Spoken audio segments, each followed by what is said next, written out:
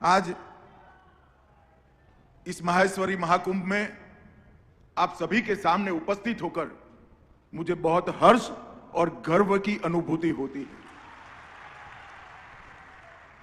क्योंकि आज मैं उस समाज के सामने उपस्थित हूं जो समाज ने कई वर्षों से इस देश को सिर्फ देने का ही काम किया है। माहेश्वरी समाज से निकले हुए रत्नों ने इस देश को हर क्षेत्र में आभूषण पहने हुए व्यक्ति की तरह चमकाने का काम माहेश्वरी समाज के लोगों ने किया और देश और विदेश में फैलने के बाद भी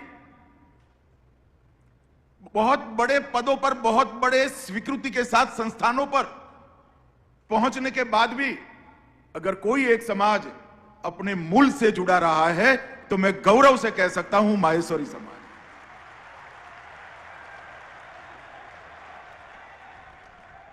इस समाज ने देश को जब जिस प्रकार की जरूरत पड़ी उस प्रकार से देश के सामने अपने आप को प्रस्तुत किया है।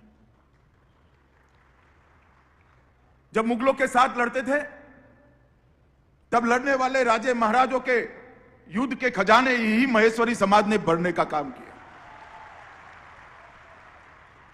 जब अंग्रेजों के सामने लड़ते थे तो महात्मा गांधी की लड़ाई का, स्वातंत्र संग्राम का पूरा खर्च, इसका कोई लेखा जोखा उपलब्ध नहीं है, मगर पूरी दुनिया को मालूम है कि माहेश्वरी समाज के सेठ हो ही ने ही ये आंदोलन को चलाया। और जब देश आजाद हुआ, आजाद होने के बाद देश को विकास के रास्ते पे आगे बढ़ना था,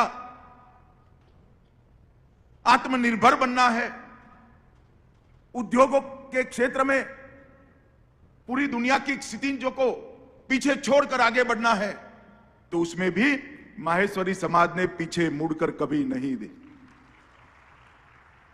मैं गुजरात से आता हूं। हमारे यहां मारवाड़ के लोगों के लिए एक कहावत है भजनलाल जी, जहां न पहुंचे रेलगाड़ी वहां पहुंच जाए मारवाड़ी।